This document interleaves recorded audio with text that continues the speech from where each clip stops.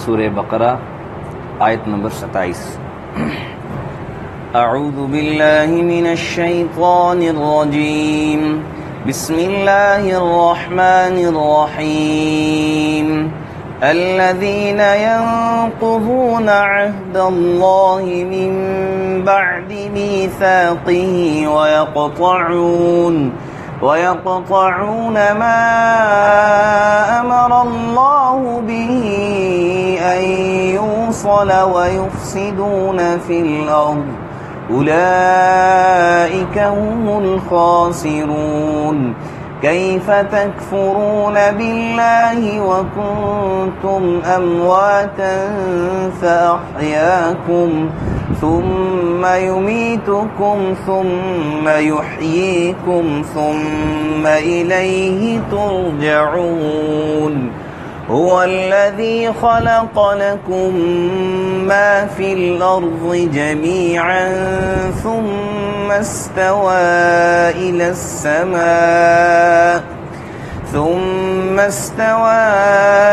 السماء فسواهن 7 سماوات وهو بكل شيء عليم۔ صدق اللہ العظیم۔ الذین ينقضون عہد اللہ، وہ لوگ جو توڑتے ہیں اللہ کے عہد کو، من بعد میثاقہ، اس کے مضبوط کرنے کے بعد، ویقطعون، اور قطع کرتے ہیں، ما امر اللہ بہ ان یوصل، اس چیز کو جس کو اللہ تعالیٰ نے ملانے کا حکم دیا ہے، وَيُفْسِدُونَ فِي الْأَرْضِ، اور زمین میں فساد کرتے ہیں، اولئک هم الخاسرون، یہی لوگ خسارے والے ہیں، نقصان اٹھانے والے ہیں۔ کیف تکفرون باللہ وکنتم امواتا، کس طرح تم کفر کرتے ہو اللہ کا حالانکہ تم بے جان تھے، مردہ تھے، فاحیاکم، اللہ نے تمہیں زندگی دی، ثم یمیتکم، پھر اللہ تمہیں مارے گا، ثم یحییکم، پھر اللہ تمہیں زندگی دے گا، ثم الیہ ترجعون، پھر تم اسی کی طرف لوٹ کے جاؤ گے۔ هو الذی، وہی اللہ، خلق لکم ما فی الارض جمیعا، جس نے تمہارے لیے زمین میں جو کچھ ہے یہ سب پیدا کیا ہے، ثم استوى الى السماء، پھر قصد کیا آسمان کی طرف، فسواہن 7 سماوات، سو ٹھیک کر دیا اس کو 7 آسمان، وہو بکل شیء علیم، اور وہ اللہ ہر چیز سے خبردار ہے۔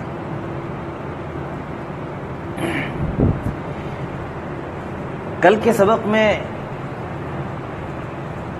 اللہ رب العزت کے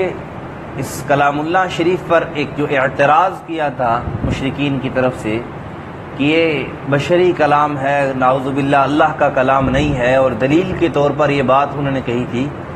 کہ دیکھو جو بڑا ہوتا ہے اس کا کلام بھی بڑا ہوتا ہے، اس میں چھوٹی چھوٹی چیزیں، حقیر چیزوں کی باتیں نہیں ہوتی ہیں۔ تو اللہ رب العزت تو قرآن کریم کے اندر مکھی کی، مچھر کی مثالیں دیتے ہیں، تو یہ اللہ کا کلام نعوذ باللہ نہیں ہے، ورنہ اللہ کا کلام ہوتا تو یہ مکھی اور مچھروں کی مثالیں اس چیز کلام کے اندر موجود نہ ہوتی۔ تو اس کا جواب مفسرین اکرام نے دیا ہے کہ دیکھو کسی بات کو کسی کو سمجھانے کے لیے جس چیز کے متعلق سمجھایا جاتا ہے اس کے مثل چیز کی مثال دے کے اس سے سمجھایا جاتا ہے۔ تو جب حقیر جو ہے نا وہ چیز کو سمجھانا ہو تو حقیر چیز ہی کی مثال دے کے سمجھانا ہے۔ اور پھر فرمایا کہ یہ قرآن ایسا ہے کہ اس کے ذریعے ہدایت ملتی ہے ایمان والوں کو، جو ایمان والے ہیں ان کا ان کا یہ وہم ہوتا ہے، ان کا یہ قول ہوتا ہے، ان کی یہ بات ہوتی ہے۔ ایمان والے یہ کہتے ہیں کہ یہ جو اللہ کی طرف سے جو بھی مثالیں بیان کی گئی ہیں یہ اللہ کی طرف سے حق ہے، انہ الحق من ربہم۔ اور جو کافر ہیں وہ کہتے ہیں اللہ کا اس سے کیا ارادہ ہے کہ چھوٹی چھوٹی چیزوں کی کیوں مثالیں اللہ بیان فرماتے ہیں۔ اور پھر فرمایا کہ اللہ رب العزت فرمایا کہ اس کلام کے ذریعے بہت سے لوگوں کو میں ہدایت دیتا ہوں، اور بہت سو کو میں گمراہ کرتا ہوں۔ اور پھر آخر میں بتلا دیا وما یضل بہ الا الفاسقین،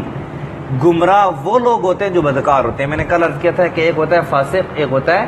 فاجر۔ فاسق اور فاجر میں فرق ہے۔ فاسق وہ ہوتا ہے جو مطلق گناہ گار ہو، گناہ کبیرہ کا ارتکاب کرنے والا ہو یا گناہ صغیرہ پر اصرار کرنے والا ہو لیکن گناہ گار ہو۔ لیکن فاجر اس گناہ گار کو کہتے ہیں کہ جو اعلانیہ گناہ کرتا ہو، یعنی جو نہ صرف خود گناہ میں مبتلا ہو کبیرہ میں، دوسروں کو بھی اس کی دعوت دیتا ہو، دوسروں کو بھی اس کی طرف بلاتا ہو، اس کو فاجر کہتے ہیں۔ بہرحال اللہ تعالیٰ نے فرمایا کہ اس کلام کے ذریعے میں بہت سو کو جو ہے گمراہ کرتا ہوں، گمراہ ہو جاتے ہیں اس کے ذریعے بہت سے لوگ، کیونکہ ان کے اندر سمجھنے کی وہ صلاحیت موجود نہیں ہوتی ہے،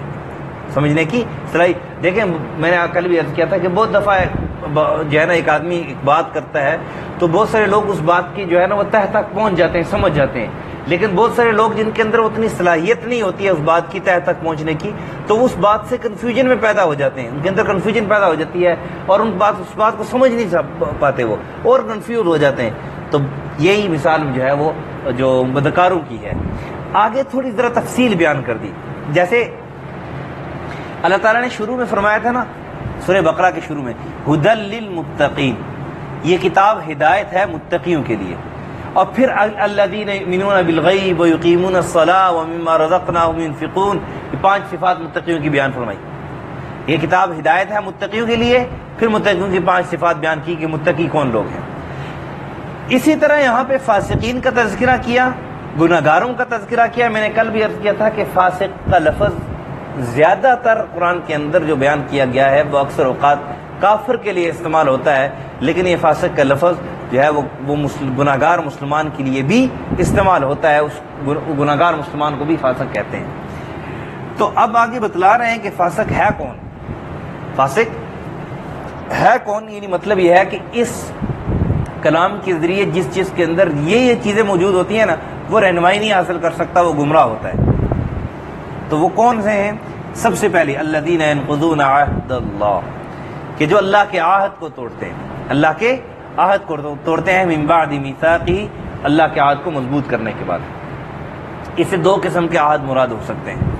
ایک تو یہ ہے کہ اللہ تعالیٰ نے عالم ارواح میں سب سے عہد دیا تھا کہ الست بربکم، کیا میں تمہارا رب نہیں ہوں؟ تو سب نے یکجان ہو کر اس بات کا جواب دیا تھا، قالوا بلا وربنا، ہاں ہاں اللہ آپ ہی ہمارے رب ہیں، کیوں نہیں، آپ ہی ہمارے رب ہیں۔ ایک تو یہ۔ دوسرا یہ ہے کہ یہ جو بنی اسرائیل تھے نا، بنی اسرائیل یہ جب بھی اللہ کی نافرمانی کرتے ان پر عذاب آتا نا تو کہتے تھے یا اللہ لئن انجانا من هذه لنکونن من الشاکرین،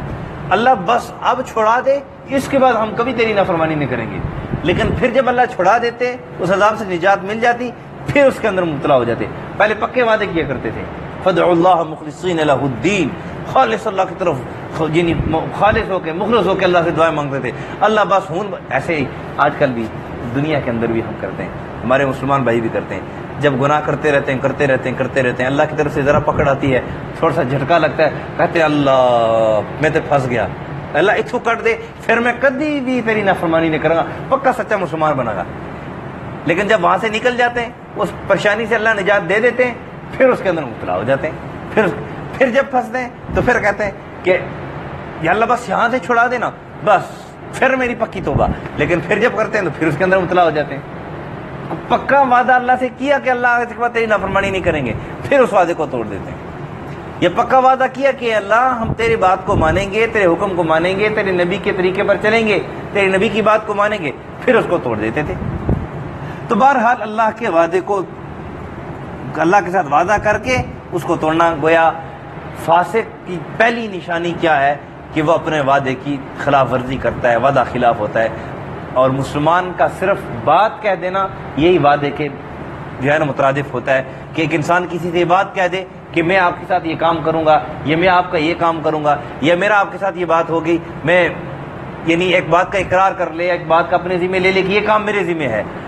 تو بے شک اس نے وعدے کا لفظ نہ بھی کہا ہو تو ایک مسلمان ہونے کے ناطے اس کو اپنی بات کی پاسداری رکھنی چاہیے کہ یہ مسلمان ہے۔ اب اس کی بات کرنا ہی گویا وعدے کے جو ہے نا وہ مقابل ہے۔ اور دوسرا وَيَقْطَعُونَ مَا أَمَرَ اللَّهُ بِهِ أَن يُوصَلَ، جن رشتوں کو اللہ نے جوڑنے کا حکم دیا ہے ان کو وہ توڑتا ہے، جن رشتوں کو اللہ نے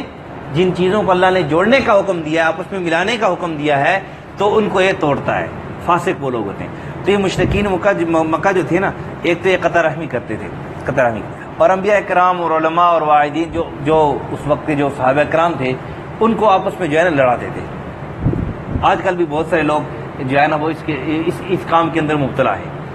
کہ ایک تو یہ ان کے جو قطع رحمی کرنے کا ایک تو یہ تھا کہ ایک تو ہے کہ مسلمانوں کو جو بڑے صحابہ کرام تھے، کبھی جو یعنی اولو العزم صحابہ کرام، بڑے صحابہ کرام جو تھے، اولو العزم تو انبیاء ہوتے ہیں، صحابہ کرام جو بڑے صحابہ کرام تھے، ان سے یہ متنفر کیا کرتے تھے۔ ان سے جو نو مسلم ہوتے تھے، ان کے ذہن میں خلشیں، مختلف قسم کے سوالات، مختلف قسم کے اعتراضات ڈال کے ان سے ان کو متنفر کرنے کی کوشش کیا کرتے تھے تاکہ یہ لوگ بھی دین اسلام سے پھر جائیں۔ ایک تو یہ، تو اللہ تعالیٰ نے اس سے منع کیا کہ نہیں، یہ قطع رحمی مت کرو، ان لوگوں کو اپنے بڑوں سے مت توڑو۔ جیسے آج بھی بہت سارے لوگ ہیں، ایک بہت بڑا جو ہے نا وہ ٹولہ اس بات میں سرگرم ہے، اس بات پر مستقل اس پر کام ہو رہا ہے کہ لوگوں کو علماء سے متنفر کرو، علماء کی کمیاں بیان کرو، علماء کی جو ہے نا وہ چھوٹی چھوٹی باتیں ڈھونڈ کے ان کو اچھالو، علماء کی پگڑی اچھاڑو، علماء کو جو ہے نا وہ لوگوں سے متنفر کرو تاکہ لوگ علماء، یہ کافر کا ایک بہت بڑی چال ہے، کافروں کی ایک بہت بڑی شیطانی چال ہے کہ لوگوں کو علماء سے متنفر کریں گے تو کیا نتیجہ کیا نکلے گا؟ کیونکہ علماء ان کو دین سکھا رہے ہیں، علماء ان کو دین سکھا رہے ہیں، سیدھا راستہ سکھا رہے ہیں، تو جب لوگ علماء سے متنفر ہوں گے تو آٹومیٹکلی طور پر ان کی جو ہے نا زندگی سے دین نکل جائے گا۔ جب ان کی زندگی سے دین نکل جائے گا تو ان کے اندر بے حیائی خود بخود آ جائے گی۔ بے حیائی، دیکھیں ایک کھیت ہے نا، کھیت، اس پر محنت کی جائے، اگر محنت کی جائے، ہل چلائی جائے تو اس پر جو ہے نا وہ پھل میوہ شیوا نکلتا ہے، گندم نکلتی ہے اور اناج نکلتا ہے۔ اور اگر اس پر محنت نہ کی جائے، اس پر محنت نہ کی جائے، اس کو ویسے ہی چھوڑ دیا جائے تو پھر جھاڑیاں شاڑیاں، یہ کانٹے شانٹے، یہ خود بخود نکل آتے ہیں، اس کے لیے محنت کی ضرورت نہیں ہوتی ہے۔ تو یہ کافروں کی ایک چال ہے کہ لوگوں کو علماء سے متنفر کرو، علماء سے متنفر کرو۔ اس کی مثال آپ یوں سمجھ رہے ہیں، مثال کے طور پر یہ مسجد ہے، اس کی چار دیواری ہے، اس کے باہر چوکیدار کھڑا ہے۔ اب دشمن اندر کے لوگوں پر حملہ کرنا چاہتا ہے، مسجد کے اندر حملہ کرنا چاہتا ہے، گھر کے اندر حملہ کرنا چاہتا ہے، اور اندر کے لوگ کمزور ہیں، دینی اعتبار سے کمزور ہیں، تو اب رکاوٹ اس کے لیے چوکیدار ہے، رکاوٹ اس کے لیے چوکیدار ہے۔ تو اس کی پہلی کوشش یہ ہوگی کہ اس چوکیدار کو سائڈ سے ہٹاؤں، راستے سے ہٹاؤں، میرا اندر جانے کا راستہ آسان ہو، پھر آگے کام آسان ہے۔ تو علماء کرام لوگوں کے محافظ ہیں قسم کے دینی لحاظ سے، دین اسلام کی، یہ یا یوں سمجھ لیں کہ پاکستان کی جو نظریاتی سرحدیں ان کے محافظ ہیں۔ لوگ کیا کرتے ہیں، یہی کام صحابہ کرام کے دور میں مشرکین کرتے تھے۔ لوگ کیا کرتے ہیں کہ علماء سے لوگوں کو متنفر کرتے ہیں کہ لوگ علماء سے متنفر ہوں، ان کے پاس جانا چھوڑیں، تو باقی دوسرے جو ہے نا کاموں، بے حیائی میں، فحاشی میں ان کو لگانا ہمارے لیے آسان ہے، پھر تو کوئی مشکل بات ہی نہیں ہے۔ علماء کے پاس جائیں گے نہیں، دین سیکھیں گے نہیں، علماء ان سے متنفر ہوں گے، علماء کا راستہ الگ ہوگا، ان کا راستہ الگ ہوگا، تو یہ متنفر۔ تو یہ کام مشرکین بھی کرتے تھے کہ ان کو نبی علیہ السلام سے متنفر کریں، نبی علیہ السلام سے یہ پیچھے ہٹ جائیں گے تو پھر دین سیکھیں گے نہیں، تو دین پر عمل کیا کریں گے۔ اور یہی بات ہوئی کہ بر صغیر پاک و ہند پر مسلمانوں نے حکومت کی، کتنے عرصے تک حکومت کی، اور اس مسلمان کو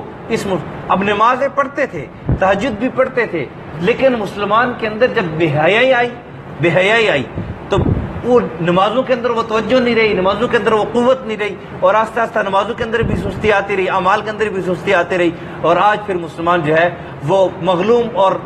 جو ہے نا وہ کافر اس پر قابض ہو گیا، وہ دنیا پر قابض ہو گیا۔ یہ کیا وجہ، بنیادی وجہ کیا تھی کہ اس نے دین اسلام کو سیکھنا چھوڑ دیا اور دین پر عمل کرنا چھوڑ دیا۔ اگر دین پر عمل کرتے رہتے اور جس طرح نمازوں کی پابندی تھی اسی طرح نمازوں کی پابندی ہوتی تو آج یہ حالت نہ ہوتی مسلمانوں پر۔ بہرحال یہ تو ضمن میں نے عرض کر دیا، نبی علیہ السلام سے بھی ایسے کرتے تھے کہ انبیاء کرام سے لوگوں کو متنفر کرتے تھے کہ ان کے دلوں میں مختلف قسم کی خلش ڈالیں، مختلف قسم کے اعتراضات ڈالیں، یہ انبیاء کرام سے مختلف قسم کے سوالات کریں گے، آپس میں جو ہے نا وہ چپکلش ہوگی تو یہ متنفر ہو جائیں گے، ہمارا کام آسان ہو جائے گا، جو ہمارا مقصد ہے وہ حاصل ہو جائے گا، تاکہ لوگ مسلمان زیادہ سے زیادہ نہ بنیں۔ جب مسلمان زیادہ سے زیادہ نہیں بنیں گے، جتنے کم ہوں گے ہمارے لیے مقابلہ آسان ہوگا، ان کا ٹولہ کم ہوگا، ان کی قوت کم ہوگی، اس لیے ہم ان سے مقابلہ کر سکیں گے۔ بہرحال وَيَقْطَعُونَ مَا أَمَرَ اللَّهُ بِهِ أَن يُوصَلَ وَيُفْسِدُونَ فِي الْأَرْضِ، یہی وَيُفْسِدُونَ فِي الْأَرْضِ کہ زمین کے اندر وہ فساد مچاتے تھے، لوگوں کو آپس میں لڑاتے تھے اور لوگوں کے دلوں میں آپس میں نفرتیں پیدا کرتے تھے۔ اور پھر فرمایا اولئک هم الخاسرون، یہی لوگ نقصان اٹھانے والے ہیں، کہ اپنی انہوں نے کوششیں کی، تدبیریں کی، لیکن وَمَكَرُوا وَمَكَرَ اللَّهُ، ایک تدبیر اللہ کرتا ہے، ایک تدبیر انسان کرتا ہے، وَاللَّهُ خَيْرُ الْمَاكِرِينَ، اللہ رب العزت کی تدبیر پھر انسان پر غالب آ جاتی ہے۔ اللہ تعالیٰ نے اس دنیا کے اندر دین کو عام کرنا تھا، نبی علیہ السلام کو عام شریعت کو عام کرنا تھا، صحابہ کرام کو کامیاب کرنا تھا، سرخرو کرنا تھا، تو وہ ہو گیا رہا، فتح مکہ بھی ہو گیا، اور بھی بہت ساری فتوحات ہوئی، دین جو ہے نا وہ ترقی کرتا گیا۔ وَرَأَيْتَ النَّاسَ يَدْخُلُونَ فِي دِينِ اللَّهِ أَفْوَاجًا، یہ لوگوں کو انبیاء سے صحابہ سے اس لیے متنفر کرتے تھے کہ لوگ اسلام میں ان کو دیکھا دیکھی نہ داخل ہوں، تو جب اللہ تعالیٰ نے اس دین کو عام کر دیا تو پھر لوگ جوک در جوک اسلام میں داخل ہونے لگے، اور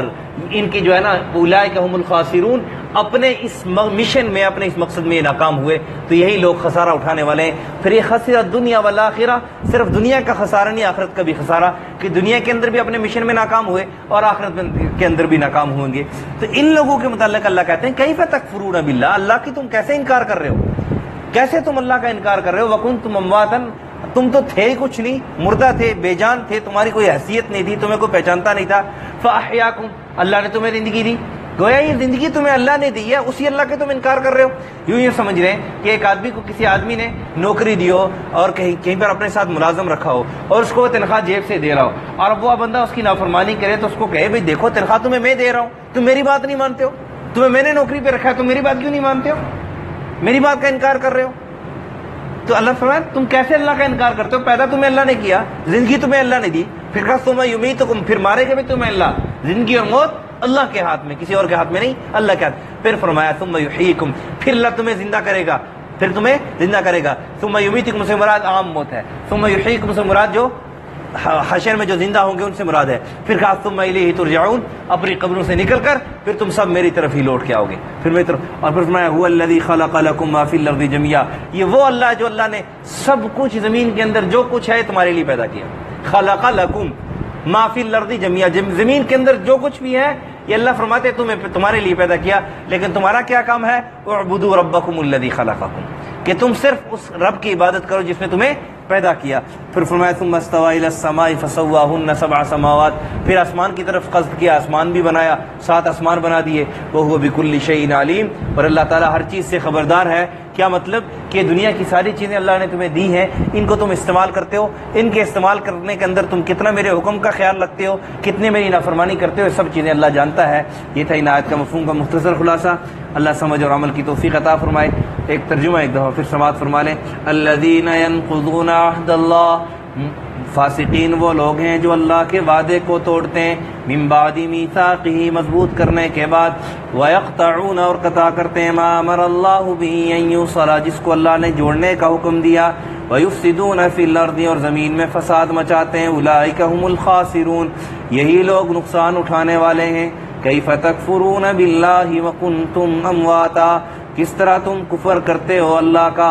کہ حالانکہ تم مردہ تھے، فاحیاکم، اللہ نے تمہیں زندگی دی، ثم یمیتکم، پھر تمہیں اللہ مارے گا، ثم یحییکم، پھر اللہ تمہیں زندہ کرے گا، ثم الیہ ترجعون، تم پھر اللہ ہی کی طرف لوٹ کے جاؤ گے۔ هو الذی، وہی اللہ، خلق لکم، جس نے پیدا کیا تمہارے لیے، ما فی الارض جميعا، زمین میں جو کچھ بھی ہے، ثم استوى الى السماء فسواهن، پھر قصد کیا آسمان کی طرف تو اس کو ٹھیک کر دیا، 7 سماوات، 7 آسمان،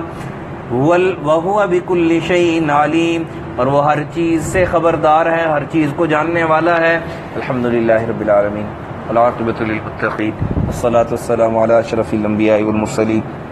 وعلى الملائکۃ المقربین، وعلى عباد اللہ الصالحین۔ ربنا ظلمنا انفسنا وان لم تغفر لنا وترحمنا لنكونن من الخاسرين، لا اله الا انت سبحانك نستغفرك ونتوب اليك، لا اله الا الله الحليم الكريم، سبحان الله رب العرش العظيم، نسألك موجبات رحمتك وعظائم مغفرتك والسلامة من كل إثم والغنيمة من كل بر، لا تدع لنا ذنبا إلا غفرته، ولا هما إلا فرجته، ولا دينا إلا قضيته، ولا حاجة هي لك رضا إلا قضيتها يا أرحم الراحمين۔ صلى الله على النبي الكريم محمد وعلى آله وصحبه۔ جزاك الله خير۔